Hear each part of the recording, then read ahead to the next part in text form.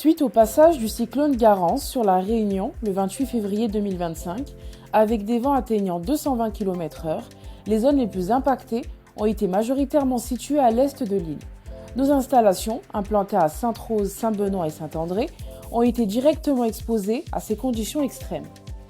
Dans ce contexte, nous avons entrepris une tournée des sites, initiée par notre responsable maintenance Rémi Vautier, afin d'évaluer l'état des ouvrages et d'échanger avec les agriculteurs.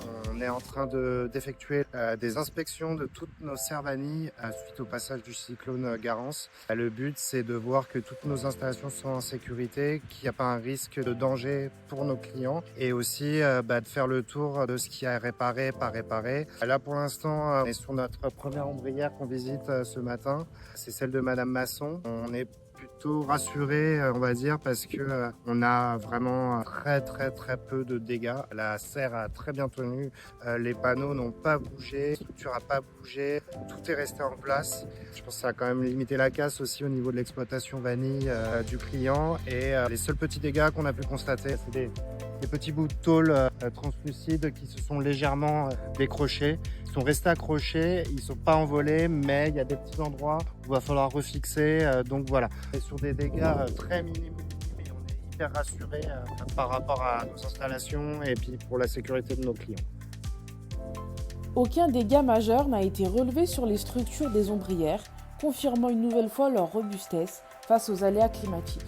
Les agriculteurs nous ont fait part de leur soulagement et de leur reconnaissance quant à la résistance des installations. Le cyclone démarrait vraiment, les vents ont démarré vers 9h le matin et ça a soufflé pendant au moins une temps facilement, dans le sens Rapanon vers ici. Et après, on a eu une petite accalmie de 5 minutes à peu près, avec des vents aussi violents, voire plus, le sens nord vers le sud, vers la montagne, la mer vers la montagne. Et c'était très violent avec la pluie, pareil. Avec ce gros vent, la structure a bien tenu. Même les panneaux voltaïques, on n'a pas eu de soucis particuliers. Il y a quelques tôles ondulées qui sont décrochées, mais sans casser. Et je dis bravo à Costi Cassol pour ce bel ouvrage. Seul le site de Bellevue, où la vanille est déjà plantée, a subi quelques pertes.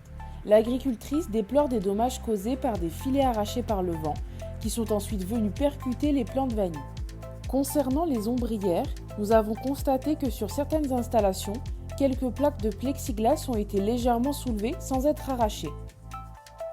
C'est la serre, oui, la serre a bien tenu pendant le tout rouge, mais sauf que c'est l'ombrière qui s'est envolée, mais la structure même, elle a une bonne structure.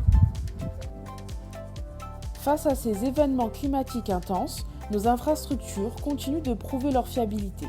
Plus qu'un simple outil, ces ombrières photovoltaïques s'intègrent dans un modèle agricole résilient capable d'accompagner les producteurs face aux défis du climat. Chez Corsica Sol, nous croyons en un avenir où l'énergie solaire et l'agriculture avancent ensemble, avec force et adaptation.